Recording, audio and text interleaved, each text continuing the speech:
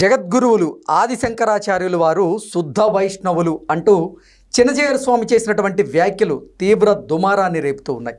దాంతోపాటుగా పూరి, శృంగేరి, ద్వారక ఇలా 4 పీఠాలు ఆయన స్థాపించినవి కావు అంటూ చినజీయర్ స్వామి చేసినటువంటి వ్యాఖ్యల మీద ఇప్పుడు శైవులు కూడా మండిపడుతూ ఉన్నారు. ఒక పక్క దేశవ్యాప్తంగా కలియుగ ప్రత్యక్ష దైవమైనటువంటి తిరుమల శ్రీవారి మహాప్రసాదంగా భావించేటువంటి లడ్డూలో వాడినటువంటి కల్తీ నెయ్యి మీద అలాగే ఇతర కుంభకోణాల మీద చర్చ జరుగుతూ ఉంటే ఇప్పుడు చినజీయర్ స్వామి వాటి మీద స్పందించకుండా ఆదిశంకరాచార్యుని వారి మీద ఇటువంటి వ్యాఖ్యలు చేయడం ఏంటి అంటూ కూడా ఆయన మీద కొంతమంది మండిపడుతూ ఉన్నారు. దీని మీద మనం పూర్తి స్థాయిలో విశ్లేషణ చేసుకుందాం. ప్రస్తుతం మనతో పాటున్నారు ప్రముఖ రాజకీయ విశ్లేషకులు, ప్రముఖ సీనియర్ జర్నలిస్ట్ డివిఎస్ గారు. వారితో మాట్లాడదాం. సార్ నమస్తే. సార్ నమస్తే. చినజీయర్ స్వామి వారు ఆదిశంకరాచార్యుల గారి మీద చేసినటువంటి వ్యాఖ్యలు ఇప్పుడు సంచలనంగా మారాయి. నిజంగా తీవ్ర దుమారాన్ని అయితే రేపుతూ ఉన్నాయి. ఆదిశంకరాచార్యుల వారు శుద్ధ వైష్ణవులు అంటూ ఆయన వ్యాఖ్యలు చేయడంతో పాటుగా పూరి, శృంగేరి, ద్వారక ఇలా 4 పీఠాలు ఆయన స్థాపించినవి కాదు అంటూ ఆయన చేసిన వ్యాఖ్యల్ని ఇప్పుడు శైవులు కూడా పెద్ద ఎత్తున ఖండిస్తూ ఉన్నారు. ఒక పక్క దేశవ్యాప్తంగా కల్తీ నెయ్యి మీద చర్చ జరుగుతూ ఉంటే దాని మీద స్పందించని మీరు ఇప్పుడు ఆదిశంకరాచార్యుల వారి మీద స్పందించడం ఏంటి అంటూ ఎంతోమంది భక్తులు కూడా ఆయన మీద మండిపడుతున్నట్లుగా కొన్ని వార్తలు వస్తూ ఉన్నాయి. ఏంటి సార్ దీని మీద మీ విశ్లేషణ ఏంటి?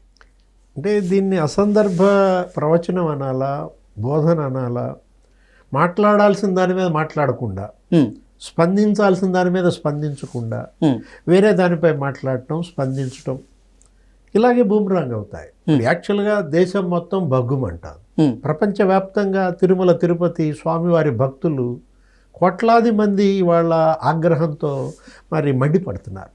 ఏది జగన్మోహన్ రెడ్డి 5 ఏళ్లలో అక్కడ కల్తీ నెయ్యితో, ఏంటది సింథటిక్ నెయ్యితో మహాప్రసాదం చేశారు. దాంతోనే మరి కర్పూరం అవన్నీ కూడా హారతులు ఇచ్చారు, దీపారాధనలు చేశారు, ఆ నెయ్యి వాడారని వాళ్ళంతా కూడా నిప్పులు కక్కుతుంటే దానిపై స్పందించకుండా, దానిపై మాట్లాడకుండా పెద్దలు మరి చినజీయర్ స్వామి గారు కావచ్చు, ఇతర పీఠాధిపతులు కావచ్చు, మనం చూసాం గత 4 రోజులుగా వీళ్ళనే ప్రజలు ప్రశ్నిస్తున్నారు, భక్తులు నిలదీస్తున్నారు. అవును, ఎందుకని పీఠాధిపతులు దీనిపై మాట్లాడట్లేదు, ఎందుకని స్వామీజీలు దీనిపై మాట్లాడట్లేదు. బీజేపీ మీద కూడా వెళుతోంది. ఇప్పుడు కేంద్రంలో ఉన్నటువంటి బీజేపీ పెద్దలు దీని గురించి ఎందుకు నోరు తెరవట్లేదు. ఆల్రెడీ విహెచ్పి స్పందించింది. విహెచ్పి సుబ్బారెడ్డిని, జగన్మోహన్ రెడ్డిని అరెస్ట్ చేయమని ఆయన ఎవరో జాతీయ అధికార ప్రతినిధి డిమాండ్ చేశారు. బన్సల్, ఇప్పుడు వినోద్ బన్సల్ ఆయనే కాదు, ఇప్పుడు మొత్తం కొంతమంది స్వామీజీలు కూడా నిన్న మనం చూసాం. ఇది చాలా తీవ్రమైన వ్యాఖ్యలు చేశారు. ఇది వాళ్ళ మహాపచారం, ఇది ఘోరమో లేకపోతే నేరమో కాదు, పాపం, ఇది ఒక పాతకం అన్నారు. ఏది జగన్మోహన్ రెడ్డి హయాంలో సుబ్బారెడ్డి, భూమన కరుణాకర్ రెడ్డి, ధర్మారెడ్డిని అడ్డం పెట్టుకుని తిరుమల తిరుపతిలో అంత జరిగితే జీయర్ స్వామి స్పందించకపోవటం. గతంలో మనం చూసాం, చినజీయర్ స్వామి ఉమ్మడి ఆంధ్రప్రదేశ్ రాష్ట్రంలో ముఖ్యమంత్రిగా చంద్రబాబు ఉన్నప్పుడు నీకు గుర్తుండే ఉంటుంది. ఆయన చంద్రబాబు సీఎంగా ఉన్నప్పుడు అక్కడ 1000 కాళ్ల మండపాన్ని ఏదో కూల్చేశారని చెప్పి ఈయన అసలు అక్కడ పెద్ద నిరసనలు లేకపోతే పాదయాత్ర పెట్టి, అప్పుడు జీయర్ స్వామి వర్సెస్ మరి ముఖ్యమంత్రిగా నడిచింది అప్పుడు చంద్రబాబు పైన. అది మరి అది ఇక్కడ మరి ఈ సందర్భంలో అసలు జీయర్ స్వామి ఎందుకు స్పందించలేదు? అప్పుడు చినజీయర్ స్వామి ఆ విధంగా మరి పాదయాత్ర చేసినప్పుడు ఇప్పుడు పాదయాత్ర చేయాల్సిన అవసరం లేదా? ఇప్పుడు నిరసన దీక్ష చేపట్టాల్సిన అవసరం లేదా? పరిహార యాగాలు చేయాల్సిన పని లేదా? దీనికి కౌంటర్గా భూమన కరుణాకర్ రెడ్డి ఏం చేశాడు? అసలు నిందా పరిహార యాగం అన్నాడు. జగన్మోహన్ రెడ్డిపై నిందపడింది, సుబ్బారెడ్డిపై నిందపడింది, ఈ నిందా పరిహార హోమం చేయాలంటూ చంద్రబాబునిను పవన్ కళ్యాణ్ని రాక్షసులుగా చూపిస్తూ ఫ్లెక్సీ పెట్టారు. ఇప్పుడు చంద్రబాబు ఈ డిమాండ్ చేయకపోతే, ఈ సిట్ నివేదిక బహిర్గతం చేయకపోతే, అది ఏది ఎన్డీడీబీ రిపోర్ట్, అసలు ఇది వెలుగు చూసేది కాదు. చంద్రబాబు చేసిన మంచి పనుల్లో ఇదొకటి అన్నాడు నిన్న అర్నవ్ గోస్వామి. రిపబ్లిక్ టీవీ లేకపోతే ఇండియా టుడే టీవీ వాటిల్లో కూడా దీనిపై చర్చలు.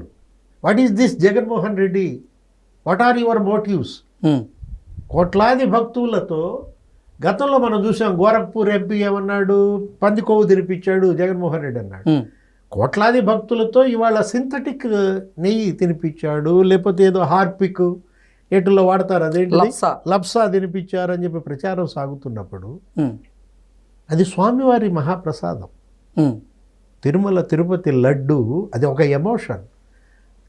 ఇంత చర్చ దీనిపై జరుగుతుంటే ఈ పీఠాధిపతుల నోళ్ళన్నీ మూగబడ్డాయేంటి అని కదా ప్రశ్న. చాలామంది దానిపై చర్చల్లో కూడా మాట్లాడుతున్నప్పుడు దాని గురించి అసలు మాట్లాడకుండా ఇప్పుడు నిన్నేంటంటే అదేదో అక్కడ ముచ్చింతల్లోనో ఏదో పెట్టారు, ఏది సమత కుంభ్ బ్రహ్మోత్సవాల్లో ఈయన మాట్లాడుతూ శంకరాచార్యులు ఏమన్నారు? శుద్ధ వైష్ణవుడు, ఆయన అద్వైతమే కానీ స్వచ్ఛ వైష్ణవుడు, అసలు ఈ పీఠాలు కట్టించింది ఏర్పాటు చేసింది ఆయన కాదు. ఇప్పుడు శృంగేరి, పూరి, ద్వారక, జ్యోతిర్మయ, అదేంటి 4 పీఠాలు ఎవరో విద్యారణ్య స్వామి కట్టించాడు. అదే హరిహర్రాయలు, బుక్కరాయలు, ఆయనకి అప్పట్లో ఆయన గైడ్గా ఉండేవాడు, ఆయన తీసుకొచ్చిన అదే ఇదంతా అని చెప్పటం ద్వారా ఏం ఆశించి ఆ వ్యాఖ్యలు చేశారు, ఆ సందేశం ఇచ్చారు చినజీయర్ స్వామి? అంటే డైవర్షనా? ఓకే, దేశవ్యాప్తంగా చర్చ సాగుతోంది, భక్తులంతా భగ్గుమంటోంది, రగిలిపోతోంది ఏది హిందూ సమాజం. దీనిపైన శైవస్వామి మళ్ళీ ఖండన ఇచ్చాడు. ఏంటి శివపీఠమా ఏదో పీఠాధిపతి ఆయన శైవస్వామి ఏమన్నాడు? శివస్వామి, మీరు వైష్ణవులకి శైవులకి మధ్య తగాదా పెడుతున్నారు, దీనిపై జీఆర్ స్వామి క్షమాపణ చెప్పాలని ఆయన డిమాండ్ చేస్తున్నాడు. ఇప్పుడు ఎవరు క్షమాపణ చెప్పాలి? నిన్నటిదాకా తెలుగుదేశం, వైసీపీ వాళ్ళ మధ్య ఆరోపణలు, పరస్పర ఆరోపణలు ఏమైనా నడుస్తున్నాయి. జగన్మోహన్ రెడ్డి క్షమాపణలు చెప్పాలి, లెంపలేసుకోవాలి, చేతులు జోడించి ఒట్టి సారీ చెప్తే సరిపోదు, పొర్లు దండాలు పెట్టాలి. ఇప్పుడు అర్ణవ్ గోస్వామి అదే అన్నాడు జగన్మోహన్ రెడ్డి, ఇప్పటికైనా నువ్వు ఒక క్రిస్టియన్, నువ్వు క్రిస్టియన్గా ఉంటూ ఆయన ఏమన్నాడు అర్ణవ్ గోస్వామి? ఇదే క్రిస్టియానిటీకి జరిగితే ఇలాగే హిందువుల పట్ల చేసినట్లే వాళ్ళ పట్ల చేసుంటే ఇలా వదిలేస్తారా? ఎల్వి సుబ్రహ్మణ్యం ఏమన్నారు? పొర్లు దండాలు పెట్టాలన్నాడు. ఇప్పటికైనా వీళ్ళు తలనీలాలు ఇచ్చి పశ్చాత్తాపం, పరివర్తన చెందండి, లేకపోతే భక్తులంతా తిరగబడి కొడతారన్నారు. ఓకే, ఇలాంటి పరిస్థితుల్లో జీఆర్ స్వామి కామెంట్స్ని ఎలా చూడాలి? లేని ఆ ఘర్షణ ఏది? ఆ శైవులు వైష్ణవులు ఎప్పుడో పురాతనంగా చరిత్రలో చదివాము. అప్పట్లో ఏదో శివకేశవులు వీళ్ళ మధ్య ఏదో పెద్ద పోరాటం, యుద్ధం జరిగినట్టుగా నువ్వు కూడా కమలాసన్ సినిమా కూడా ఏదో చూసుంటావు. దశావతారంలో కుసేపు నడుస్తుంది అది. అంటే ఇలా శైవులు వైష్ణవులని మధ్య రెచ్చగొట్టే ప్రకటన. ఆదిశంకరాచార్యులు వారిని జగద్గురువులుగా చూస్తూ ఉంటారు అందరూ. అలాంటిది నిజంగా ఇటువంటి వ్యాఖ్యల ద్వారా మీరన్నట్లుగా ఇటు వైష్ణవులకి శైవులకి మధ్య అంటే గొడవ క్రియేట్ చేసేలాగా ఈ వ్యాఖ్యలు ఉన్నాయని భావించవచ్చు అంటారా? అయితే అంటే నిన్న మాట్లాడుతూ ఆయన 32 ఏళ్ల వయసులో ఆయన కాలం చేశారు. అదే ఉత్తర హిమాలయాలకు వెళ్ళిపోయారు.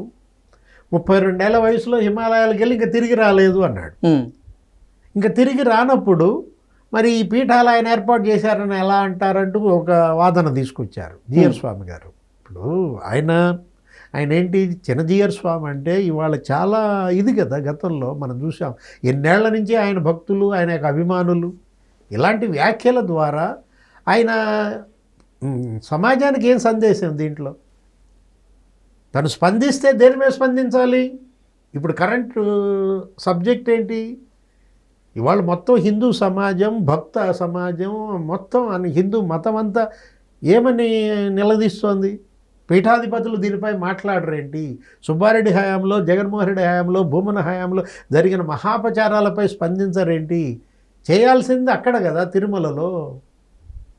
ఏది దీక్షలు చేస్తారా, పాదయాత్రలు చేస్తారా, పరిహారం చేస్తారా?